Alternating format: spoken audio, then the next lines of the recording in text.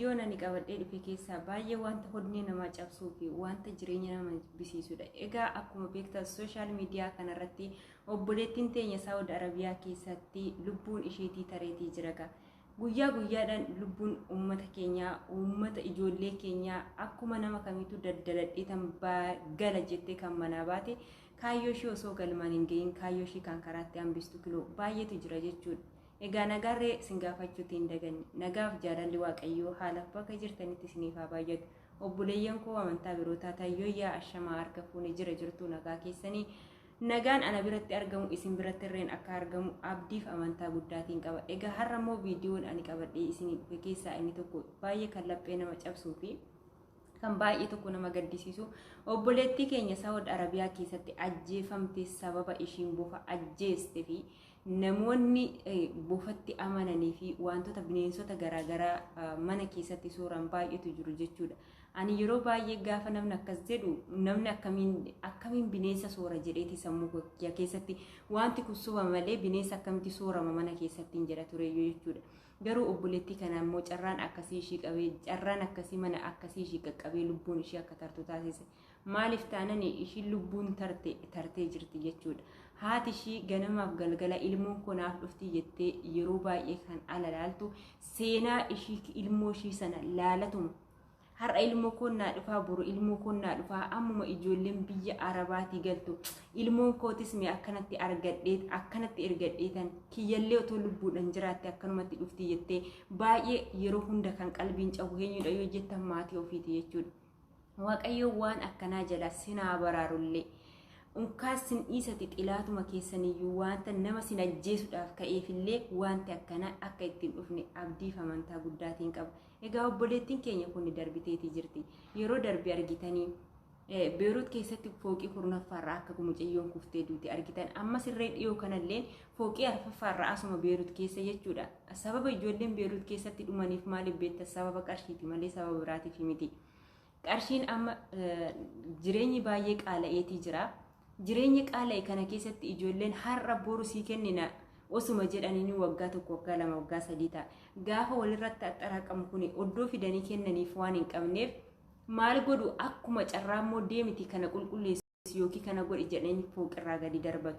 Maaliif jennaan wanta qarshii sana danda'anii hin kaffallee fi obboleewwan keenya akkasiin dhumaatii jirti Beerut keessatti. Isinillee obboleewwan koo Beerut keessa jirtan asumaan dhaamsan isiniif dhaamu ijoollota baay'eedha. Warreen miidiyaa irra ba'anis ni jiru, warreen miidiyaa irra hin baanes ni jiru jechuudha. Ishii fooqii kurnaffaarraa duute suni akkasiin fuulduratti fuudhee baatetii jirti. Dhiyoo kanallee fooqii arfaffaarraa gadi darbatamtee kan kufte ni jirti jechuudha. Guyyaa guyyaadhaan dhiigni obboleewwan keenyaa daandirratti reeffi isaanii akkasiin goggotaatii kan jiru baay'ee tokko onnee nama cabsa jechuudha. Maaliif anatoo ta'e jennee yaadutii qabna jechuudha. Warroonni carraa gaarii argannee mana gaarii argannee akkasiin daldalan numa jiraanna. Garuu obboleettiin keenya gaafa asii biyya namaa keessa akkuma nama kamiittuu hojjedheetan bula xaarradheetan bula harka namaa in ilaalu. Humna koo kanaan wayi xaarradhee bula jettee gaafa biyya ambaa dhuftu egaa carraan nama hundumaatu tokko miti. Kaaniif ni milkaa kaaniif hin milkaa'u jechuudha. Carraan ishii immoo kan hojii otoo hin taane kan lubbuun ishii itti darbu ta'e jechuudha. Asirratti wanta jechuu barbaadu obboleewwan koo hundi keessanuu guyyaa manaa baatan waaqayyo uumaa keessan galateeffadhaa. Bakka argattanis uumaa keessan galateeffadhaa. Bakka gidiraa keessa jirtanis gaafa gidiraa keessaa baatan immoo uumaa keessan hin gatina. Kan boolla keessaa isin baasu waaqayyoon qofa homtillee hin jiru. Namni sababa namaaf ta'a. Ani nama tokko qarshiidhaan gargaaruutii hin danda'a. Waa hundaan gargaaruutii hin danda'a. Yoon gargaarirree qarshiin koo sun homaa gochuuf hin danda'u. Garuu garaa qulqulluudhaan amantaa kam keessayyuu jiraadha. Amantaa kamittuu aman. Garuu waaqayyo isa si uumetti laphee qulqulluudhaan kadhatti taanan gala kee galma kee isatti bootsa taanan waanuma argatte kamiyyuu waanuma dhabde kamiyyuu yaa waaqayyo yaa uumaa koo cubbuu koo naaf dhiisitii akka arjummaa keetti na yaadadhu jennee yoo kadhanne wanti waaqayyoon nuuf hin goone hin jiru jechuudha. Seenaa namaaf jijjiira. Gaafa rakkanne qofa miti kan waaqayyo waammannu jechuudha. Gaafa argannes gaafa dhabnes gaafa wanti tokko kadhannee nuuf milkaa'ee gaafa sana qofa waaqayyoon dagachuutii hin qabnu yeroo hunda ganamaa galgala bakka kadhannaatti kadhatamuu fi qaba jechuudha. Maaliif taanaan isa kan nagaan nu oolchee bulchu waan ta'eef obboleettiin keenya lubbuun ishii tarteetii jirti kinoo miidiyaa irratti argitanii. Lubbuu koo na baraaraa ani du'aatan jira jettee yeroo ishiin akkasiin sagalee ta'attu namoonni keenya imbaasonni keenya dafanii nama qaqqaban jechuudha. Eessumaa jiraadha imbaasitti yoo deemtanii iyyattan abbaa kanaa namni isiniin jedhu hin jiru. Edda lubbuun keessan isin keessaa baatee isin keessaa tartee reeffa keessanitti isiniif dhufu malee reeffa namaatu kan yeroo sanaaf hin kaasne ni jiru jechuudha. Argitaniirtu yeroo darbe argitaniirtu imbaasiin kan ganama itti qaxqaxamuu jalqabe hamma galgala hanga sa'aatii 8 immoo meeqatti kan reeffi mucayyoo sanaa daandirra taa'e. Akkasuma biyyoota garaagaraatti iyyuu imbaasii qabna jenna malee imbaasiin dafeetuu nuuf hin qaqqabu jechuudha. Kuni maalidhaaf mootummaa hin qabnu moo nuti bakkuma deemnu kamittuu biyyumoota arabootuma kam keessattuu kan miidhamaatii jiru kan guyyaadhaan du'aatii oolu uummata Itoophiyaa isaani kan yeroo hundayyuu du'aatii jiru isaani yeroo hundumaa kan reeffi isaanii fe'amaatii oolu jechuudha. Maaliif kuni ta'e yoo jedhe kuni nuti mootummaa hin qabnu nama nu dubbatu hin qabnu imbaasii hin qabnu. Kara kamittuu imbaasiin ofii isaatiif achi keessa taa'ee birrii isaa lakkaawwata malee namni kun rakkina irra qaqqabe ani rakkina keessaan baasa namni jedheen rakkina keessaan baasu hin jiru. Egaa obboleettiin keenya kun duutee jirti. Reeffi ishiillee eessa akka jiru hin beekamin jechuudha. Hin beekamne hanbayuudha. Ishiin lubbuudhaan tartee reeffuma ishii bakkuma jiru nuuf galchaa jedhanii dubbatu maatiin ishii jechuudha. Maatii ishii ta'een beeku TikTok irraan dhagaye waan ta'eef. Kanaafuu ishiin duuterti. Kaani barnoota ishii xumurtee kutaa 12 xumurtee obsa ishii dhabsiisee qabxii gaarii qabdii barattuu cimtuudha jedhan. Inni kutaa 12 sun kutaa 10 baratti kutaa 10tti qabxii gaarii fiddeeti. Kanaaf immoo hojii barbaaddataa jirti. Anguma hojiin dhufuuf sanatti ariifatteeti kan isheen deemtee jedhan. Gaafa koo wayi nama godhu nama muddamsiisa. Gaafa jireenyi kee ishii kana guyyaa kee kanaan duutaa guyyaan kee har'a duuta lubbuun kee har'a si keessaa baati gaafa jedhan qaxaroo namaaf hin kennu jechuudha. Nama muddamsa maaf akka nama jarjarsu hin beeku. Egaa obboleettiin keenya kun akka nama kamiyyuu hojjedhee tan jijjiirama jettee galmi ishii immoo isa hojjettee of jijjiirtu osoo hin taane galmi ishii du'a ta'e. Kanaaf obboleettii keenya kana waaqayyoon lubbuu ishii hamaa. Waaqayyoon immoo armee ishii maatii ishii firoota ishii uummata Oromoo maraaf jajjabina naawwa maaliif taanaan mucayyoon kun dhiiga keenya amantaadhaan gargar taanurree foon keenya dhiiga keenya Oromoodha ishiinillee jechuudha. Bakka jirtanitti obboloota koo hundumti keessan gufuun isin hin dhayin. Obboleewwan keenya guyyaadhaan nu biraatii dhumaatii deemu jechuudha.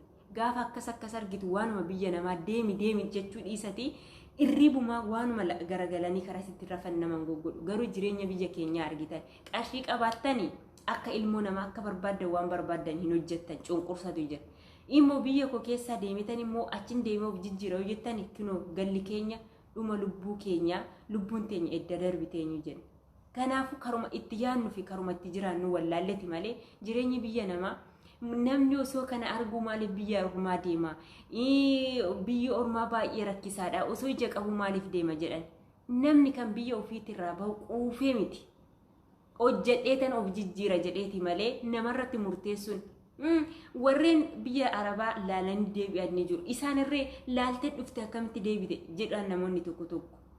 Garuu isaan jaallatanii miti. Jaalalli biyya ambaa kun jaalalli biyya ambaa isaan qabee osoo hin taane jireenyi haalli biyyi keenya keessa jirtu wal makaadha waan ta'eef nageenyi hin jiru. Yoo nageenya qabaatte har'a waa hin nyaatin waama tokko yoo dalagattee bulte nageenyi yoo jiraatedha jechuudha.